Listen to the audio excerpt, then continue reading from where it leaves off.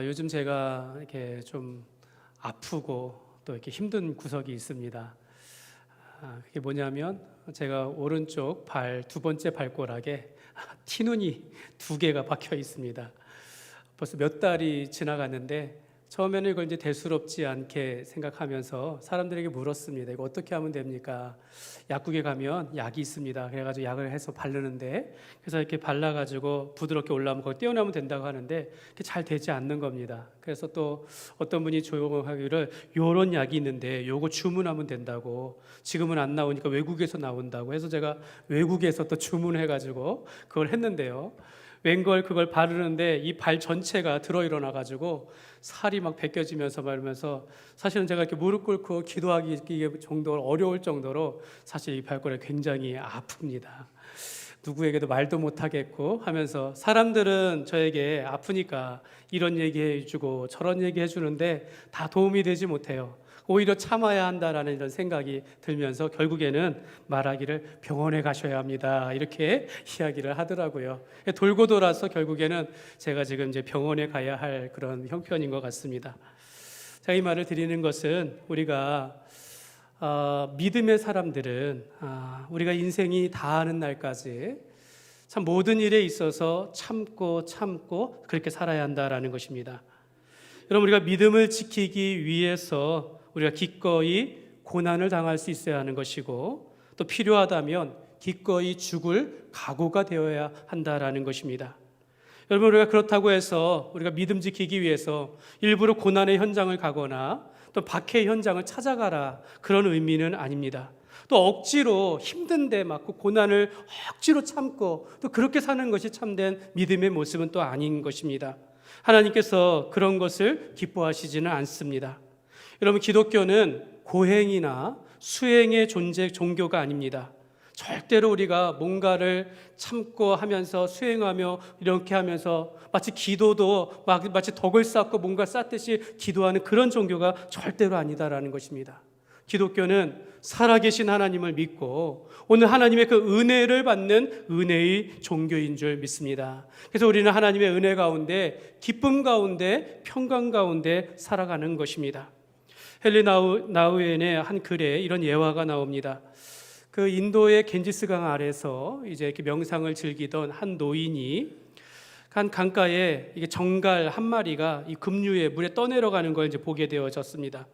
이 정갈이 죽을 위기에 처해 있는 걸 보고 이 정갈을 구하려고 자기가 이제 손을 내밀어서 정갈을 이제 잡아내려고 했더니 이 정갈이 갑자기 자기 팔에 이 독침을 자기에게 탁 쏜다라는 겁니다. 치명적인 이 상처를 노인에게 입히면서 자기 구원해 주려고 하는, 구출해 주려고 하는 이 손길을 거부했다라는 것입니다. 그러나 노인은 이런 일들에 아랑곳하지 아니하고 계속 그것을 건져주려고 그렇게 노력을 포기하지 않았다라는 것이죠. 이때 지나가던 한 사람이 이 노인을 향하여 말합니다. 이 어리석은 노인 양반아, 은혜도 당신은 이 뭐 하는 것이냐, 당신이 지금 하는 거는 바보나 하는 일이라고, 흉측하고 쓸데없는 저 미물을 뭐가 좋다고, 뭐가 그렇게 귀하다고 그거를 자기가 생명의 위협을 걸고 그거를 그렇게 구출하려고 하느냐라는 것입니다. 당신이 이 동물을 구하려다가 죽을 줄 모르시오라고 이런 얘기를 했다라는 겁니다. 이때 노인이 이 사람을 향하여 말하기를, 전갈은 찌르는 것이 본능이라 할지라도 나는 저 미물을 구하려고 하는 것이 내 본능입니다. 내가 이 마음을 가지고 있기 때문에 내가 이것을 구하려고 했다라는 것입니다.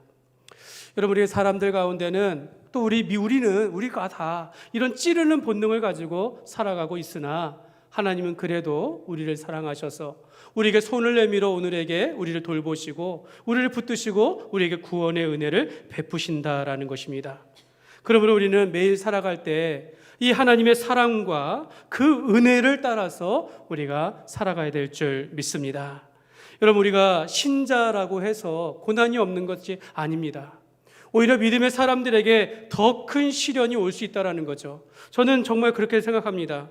저는 믿음 좋은 자에게 오히려 더 큰 시련을 하나님께서 허락하신다라고 생각을 합니다. 그렇기 때문에 우리가 그 속에서 믿음을 지키고 인내하며 연단되어져서 우리가 성숙한 사람이 되어지고 흔들리지 않는 믿음의 삶을 살아가는 겁니다. 오늘 말씀처럼 오히려 이렇게 고난이 올 때 우리가 오래 참아야 하는 것이고, 원망하지 아니하고 헛된 맹세를 하지 아니하고 하나님의 은혜 가운데 살아가는 겁니다. 여러분, 신자와, 그러니까 성도와 불신자, 믿지 않는 사람들이 이 죽음을 맞이하는 태도가 많이 다르다라고 합니다. 장의사가 이제 죽은 자 사체를 가지고 데려와서 염을 하려고 하는데요. 그런데 이제 이렇게 불신자일수록 이렇게 몸이 경직돼 있다라는 거예요. 얼굴이 찡그려 있고 이런 모습이 많다라는 겁니다. 왜 그렇습니까? 죽기 싫은 겁니다. 그리고 이 죽음에 대해서 두려워하는 거죠. 그러니까 막 용을 쓰다가 그렇게 죽다 보니까 장의사가 그걸 피는데 힘들다라는 거죠. 반면에 신자들의 사체를 보면 좀 이렇게 부드럽다라는 거, 부드러운 거예요. 자, 가만하게 손을 펴기 쉽고 얼굴이 편안하다라는 그런 것을 많이 보았다라고 합니다. 여러분, 왜 그럴까요? 여러분, 예수님을 믿는 사람들은 이 땅에서의 삶이 아니라 영원한 하나님의 나라를 보기 때문에 죽음에 대하여 두려워하지 아니하고 영생과 천국에 대한 확신을 가지고 있기 때문에 평안하게 그 죽음을 맞이한다라는 것입니다. 그래서 많은 의사나 간호사나 특히 장의사들은 이러한 죽음에 대한 삶의 태도를 보면서 그들이 마음의 변화를 받아 예수 믿는 사람들도 많이 있다라는 그런 이야기를 들었습니다. 사랑하는 여러분, 여러분과 성도라고 해서 죽음을 피해갈 수 없지요. 마찬가지로 우리가 고난이 없는 것이 아니고 오히려 신앙의 성숙을 위하여 더 큰 시련이 우리에게 찾아올 수 있습니다. 그러나 우리는 그러한 시련 앞에서 절망하거나 분노하거나 원망하지 않는 것이 성도의 모습인 것입니다. 여러분, 성경에 나오는 인물들 보면 고난 없는 인물 하나도 없습니다. 아브라함도, 이삭도, 요셉도, 야곱도, 또 한나도, 사무엘도, 다니엘도, 다윗도 다 고난 가운데 살아간 인생들이다라는 것입니다. 여러분, 요셉의 인생을 보면 그가 형들에게 버림을 받았고 애굽의 상인에게 팔렸고 보디발 장군의 노예로 일하게 되었습니다.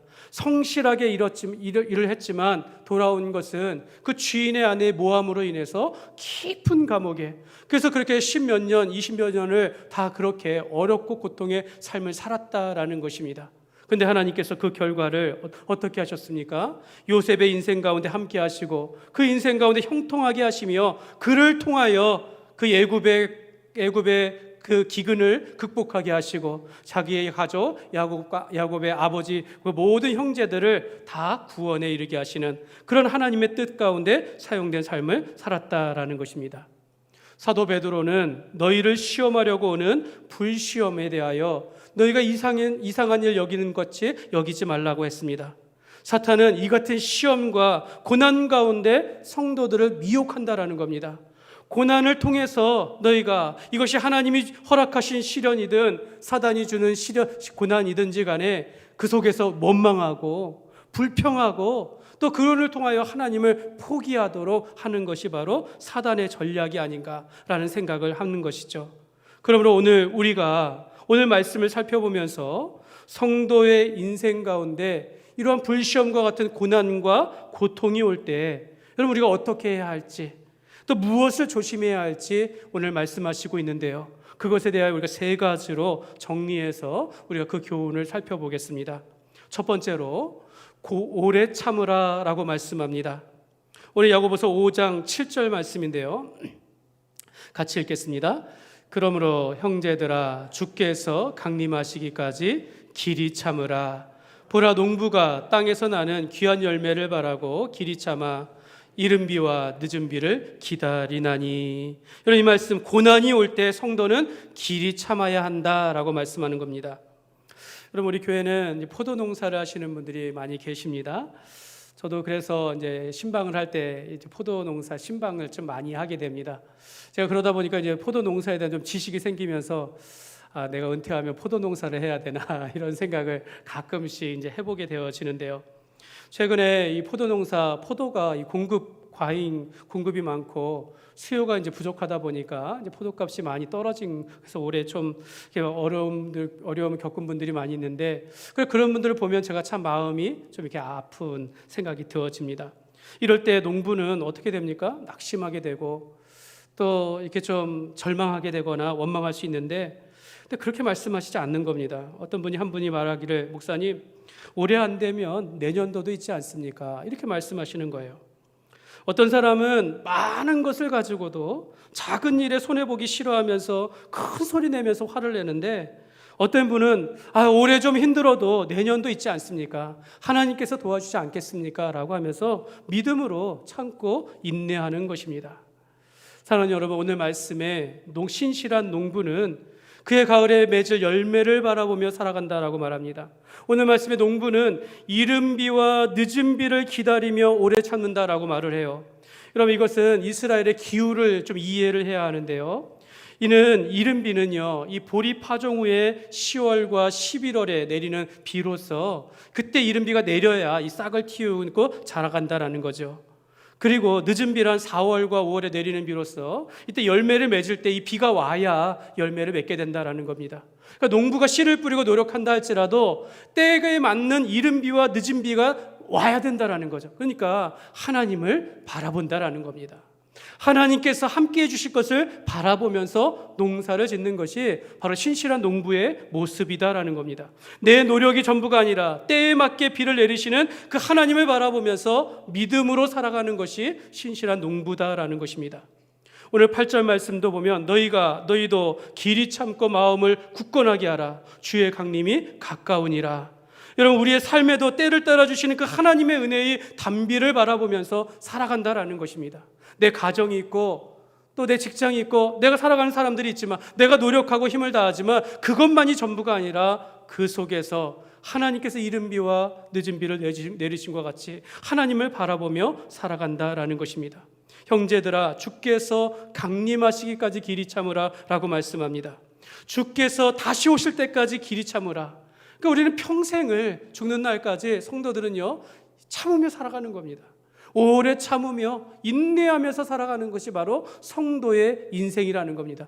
왜 참습니까? 하십시오 막 이렇게 이야기하지만 성도들이 고난이 올 때, 고통이 올 때, 어려움이 올 때 성도들은 근본적으로 참아야 한다라는 것입니다.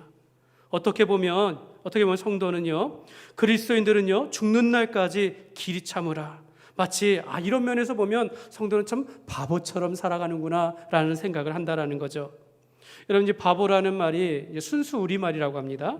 멍청하고 어리석은 사람을 바보라라고 말하는데 제가 여러분들에게 바보처럼 멍청하게 이런 뜻이 아니라 바라보아라. 하나님만을 바라보며 살라라는 뜻입니다. 우리는 평생의 바보처럼 하나님만을 바라보며 오래 참으며 살아가야 한다는 것입니다. 한국의 암 환자와 가족을 위한 기도 모임을 이끄는 조무성이라는 그 고려대학교의 그 교수님이 계시는데요. 그가 예전에 내가 매일 기쁘게 CTS 방송에 나와서 간증을 하시기도 한 분이십니다. 근데 그가 바보 모임이라는 걸 이끄신다고 합니다. 기도 모임이라고 하는데요. 바보 모임은 바로 보기 모임이라 그 약자로 바보 모임이라고 하는데요. 여러분, 그분이 이런 말을 합니다. 한 해 7만 명 이상이 암으로 죽고 20만 명 이상의 새로운 암 환자가 발생해 100만 명이 암을 앓고 있으며 환자 가족의 수까지 더한다고 하면 최고 300만 명의 사람들이 고통을 당하며 살아가고 있다라고 말합니다. 특히 가난한 가족 사람들은, 그 암 환자들은 치료할 길이 막막하니까 결국에는 이 가장이 직장을 그만둬야 했기 때문에 경제적인 고통과 또 자녀 교육에 있어서 어려움을 겪는다라고 말합니다. 근데 여러분, 이분이 말하기를 이 암 발생의 원인은 마음에 있다라고 그분이 그렇게 주장을 합니다. 우리나라가 암 환자 비율이 높은 것은 어떤 스트레스나 환경 오염 외에 사람의 마음에 사랑이 사라지고 그 자리에 미움과 분노와 무관심과 과도한 경쟁으로 인하여서 이 영적으로 피폐해졌기 때문에 더 큰 병에 걸린다라고 말을 합니다. 그러면서 그분이 말하는 거예요. 바보처럼 욕심을 버리고 이웃을 섬기며 하나님을 바라보아라라는 겁니다. 하나님의 지혜와 능력을 구하며 세상을 바라보라라고 말하는 것이죠. 여러분, 이 교수님의 말씀대로 우리가 진정한 바보가 되어서 정말 하나님만을 바라보면서 우리가 참고 우리가 살아가야 될 줄 믿습니다. 사랑하는 여러분, 주님께서 강림하시기까지 오래 참으라라는 것은 우리가 평생에 오래 참으라라는 그런 뜻도 있지만요, 여러분, 우리가 오래 참고 우리가 기도하면서 주님만을 바라볼 때 주님께서 우리와 함께 하신다라는 거예요. 주님께서 우리의 기도를 들으시고 우리 가운데 강림하신다라는 겁니다.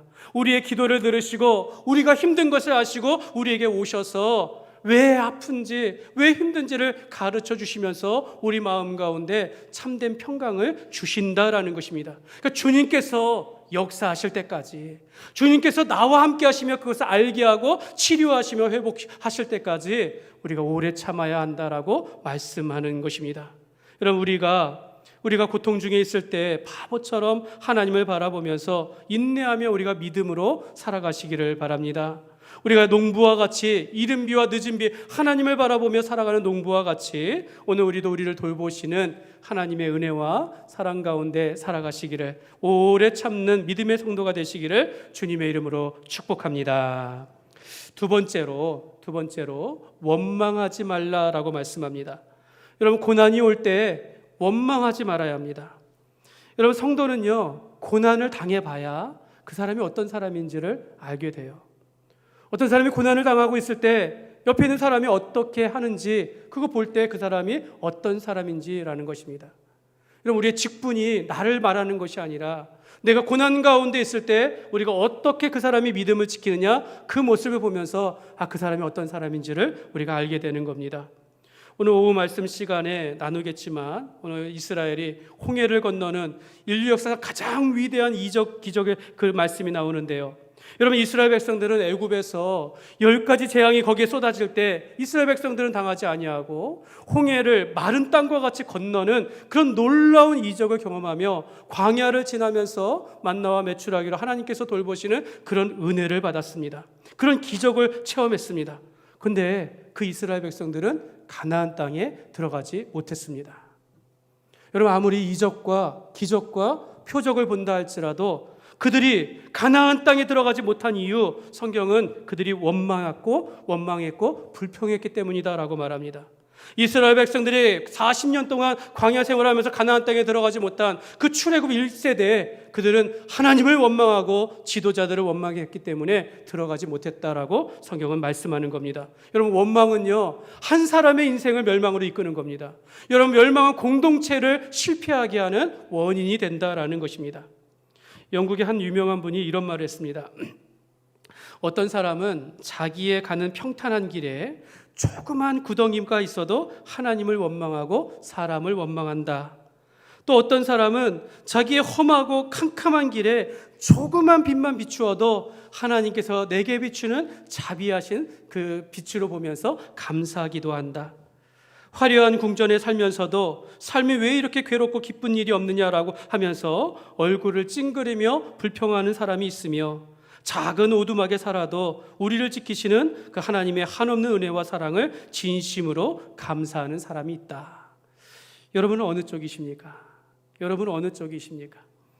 여러분, 우리는 어떤 일에 불평하고 불만을 품고 원망하며 살아가고 있습니까? 여러분, 오늘 9절 말씀을 보십시오. 9절 말씀 같이 읽겠습니다. 형제들아, 서로 원망하지 말라. 그리하여야 심판을 면하리라. 보라, 심판주가 문 밖에서 계시니라. 아멘. 형제들아, 우리에게 할 말이에요. 서로 원망하지 마라. 원망하면 하나님이 심판하신다라는 말씀입니다. 여러분, 이것이 얼마나 무서운 말씀인가를 기억해야 하는 거죠. 여러분, 우리가 함부로 말하고 함부로 불평하고 비난하고 원망하는 것이 그 사람의 인생을 망친다라는 것입니다. 원망하고 불평하는 자는 심판을 받게 된다라는 것입니다. 하나님께서 이 땅에서 그 사람을 벌하신다라고 말씀하고 있는 거예요. 그래서 여러분, 우리가 신앙생활하는 동안 이런 일들을 하지 않도록 늘 조심해야 한다라는 겁니다. 여러분, 원망의 뜻을 보니까요, 못마땅하게 여겨 탓하거나 불평을 품고 미워하는 것, 이게 원망이라고 해요. 여러분, 인간의 본성은요, 타락이 있습니다.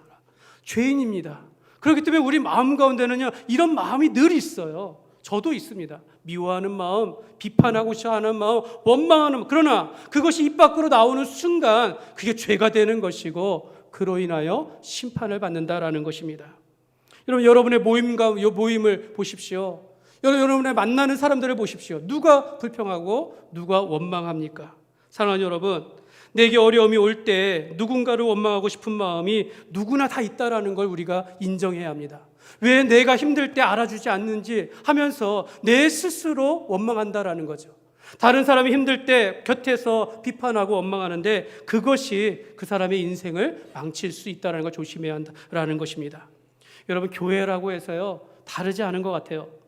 여러분, 어려움이 오고 힘든 시간들이 찾아오면 교회 알죠. 우리가 사랑해야 하고 뭉쳐야 하고 위로해야 한다라고 하는데 반대로 반드시 공격하거나 지도자를 비난하는 사람들이 있다라는 것입니다. 모든 잘못이 지도자의 탓이라고 하나님의 탓이라고 말한다라는 거죠. 가정에서 가장이 자기를 돌아보지 아니하고 아내를 탓하거나 아내가 남편을 탓하고 자녀들을 탓한다라는 것이죠. 어떤 분은요 기도하면서 원망을 쏟아내더라고요. 기도하면서 불평을 쏟아내요. 왜 그럽니까?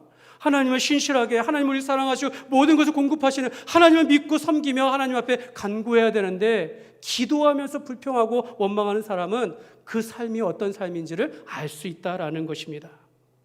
하루 종일 불평하는 말 참다가 결국에는 누군가에게 사랑하는 사람들에게 그걸 쏟아내는 사람들이 있는데 그 사람의 마음에 예수님의 평강과 사랑이 없기 때문입니다.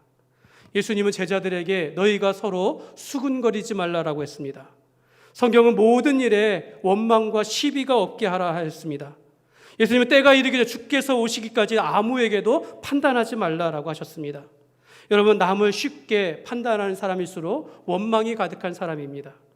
시편 106편 33절의 말씀에 보면 이는 그들이 그의 뜻을 거역함으로 말미암아 모세가 그의 입술로 망령되이 말하였음이로다.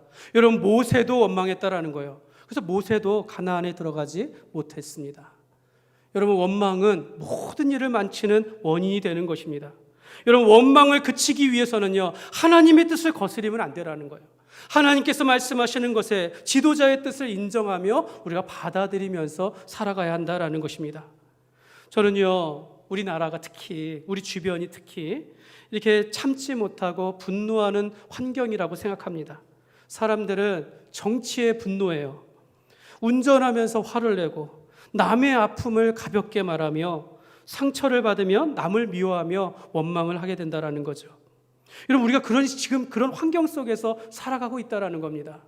자기도 모르게 환경의 영향을 받고 자기도 모르게 이걸 참지 못하며 뱉는다라는 거죠. 사랑하는 여러분, 이런 세상 가운데 이런 환경 가운데서 이런 교회까지 그러면 어떻게 하겠습니까? 교회된 우리가 사랑이 없으면 어떻게 하겠습니까? 여러분, 우리가 용서하지 못하고 용납하지 못하고 참지 못하면 여러분 이 세상은 어떻게 되겠습니까? 여러분, 그러므로 우리가 서로 사랑해야 될 줄 믿습니다.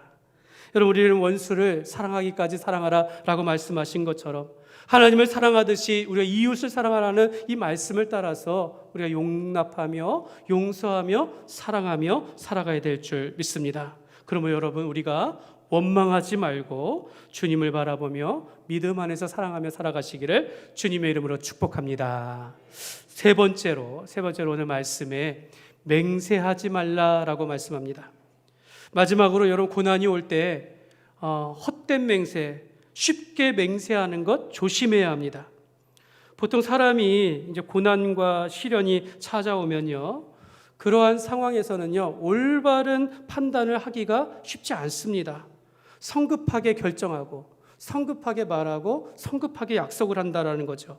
그래서 여러분, 고난이 올 때 말하는 걸 조심해야 된다. 오히려 성급하게 약속하는 거 조심해야 한다는 거죠. 차라리 먼저 기도를 요청하십시오. 내가 고난과 힘든 일이 있을 때 기도를 요청하시면 되는 겁니다. 여러분, 힘들 때 목사님을 찾아오세요. 먼저 기도하면 된다라는 것입니다.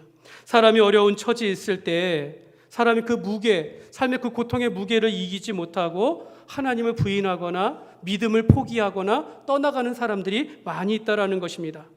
또 종종 어려운 상황이 있을 때 하나님, 나 이거 고쳐주시면 내가 이런 일 하겠습니다, 저런 일 하겠습니다 하면서 쉽게 맹세하는데 그러지 말라라는 것입니다. 만약 문제가 해결되면 정말 그 약속 기억하면서 지킬 수 있겠습니까? 아니면 반대로 문제가 해결되지 않으면 또 하나님을 원망한다라는 것입니다. 그래서 오늘 12절 말씀을 보시면요, 이렇게 말씀하는데 같이 읽겠습니다. 내 형제들아, 무엇보다도 맹세하지 말지니 하늘로나 땅으로나 아무 다른 것으로도 맹세하지 말고 오직 너희가 그렇다고 생각하는 것은 그렇다 하고 아니라고 생각하는 것은 아니라 하여 정죄받음을 면하라. 여러분, 차라리 내가 아플 때 아프다고 얘기하세요.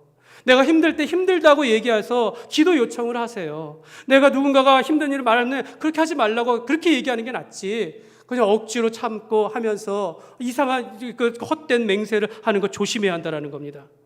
여러분, 신자는 고난을 당하면 인내해야 하는 것이고 그것이 고난이 하나님의 뜻인 줄 알고 받아들이게 된다는 겁니다.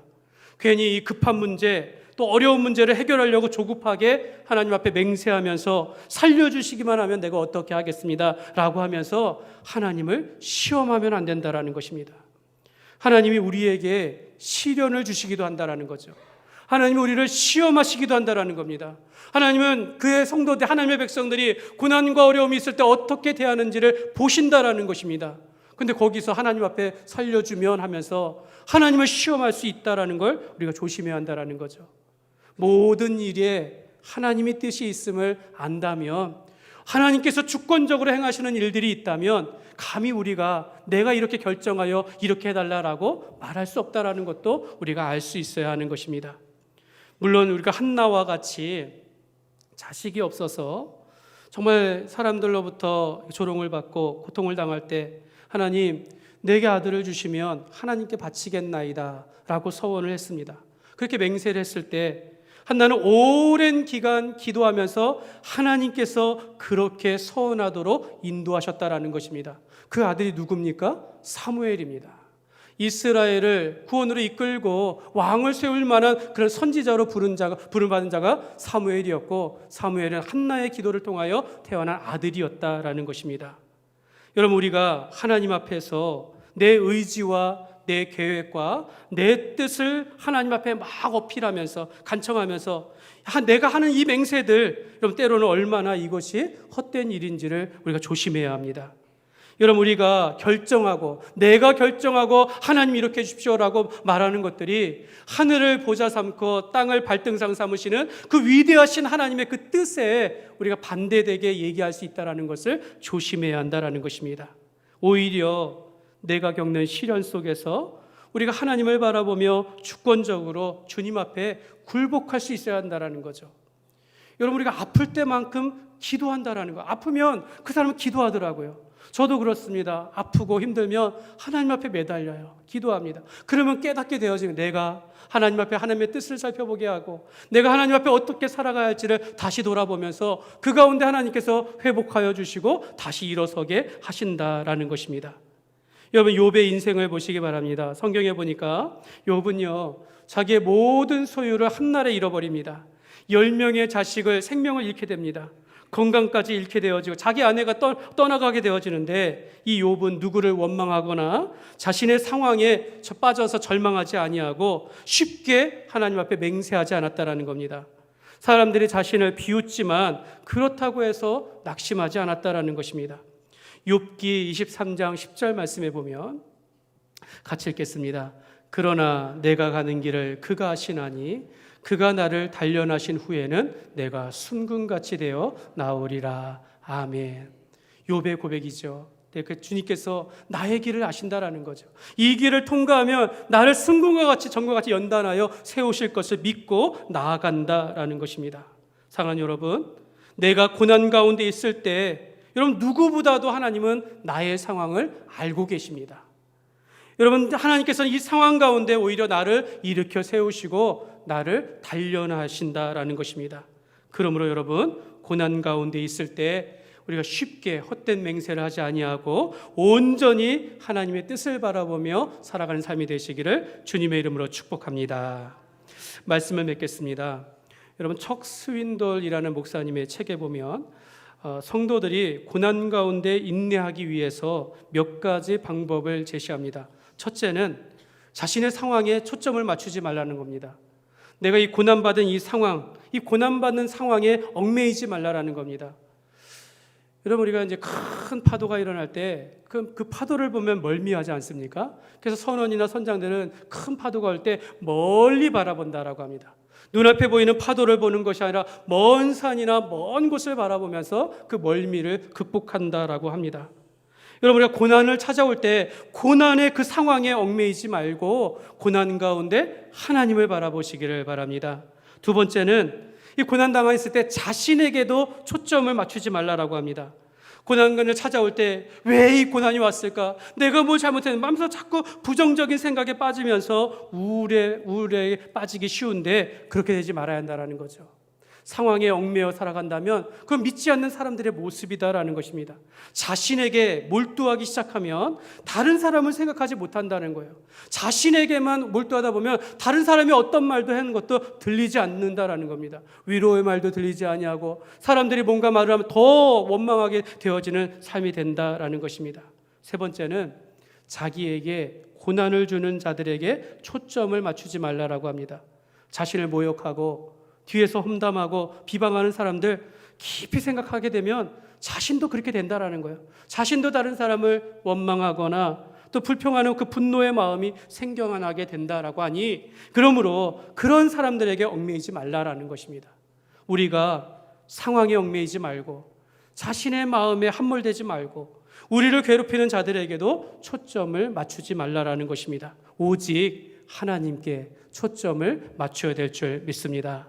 사랑하는 여러분, 성도는 어떤 상황 속에서도 인내하며 살아가도록 부름을 받았습니다. 우리가 선을 행하다가 고난을 당하면 오히려 그 가운데 인내하면 하나님께서 기뻐하신다라고 말씀합니다. 그러면 사랑하는 여러분, 시험의 때가 온다면 오래 참으시길 바랍니다. 성급하게 원망하거나 보복하지 말아야 하고 마음이 급해서 성급하게 맹세하는 것을 조심해야 하는 것입니다. 또한 한 가지 더 주의할 것은요, 단순하게 내 고통이 왔을 때 그래 참아야지, 버티면 되지, 여러분 그런 생각도 하지 마시기 바래요. 또 이때 결국 다 지나갈 거야, 시간이 해결할 거야, 이렇게 우리가 무책임하게 그냥 시간을 보내지 않았으면 좋겠습니다. 성경은요, 너희가 시험을 만나거든 온전히 기쁘게 여기라라고 말합니다. 오히려 하나님께서 그 가운데서 함께 하실 것을 믿고 내가 이때 하나님 앞에 기도하며 매달리는 것을 오히려 감사하며 살아가라라고 말씀하고 있는 것이죠. 그러므로 여러분, 이런 힘든 상황 속에 있을 때 오히려 긍정적인 마음을 가지고 하나님을 굳게 붙잡으시기를 바랍니다. 주께서 응답하실 때까지, 주께서 말씀하실 때까지 우리가 하나님 앞에 인내하면서 하나님 앞에 매달리면서 마치 바보처럼 우리가 하나님만 바라보며 살아가는 저와 여러분이 되시기를 주님의 이름으로 축원합니다.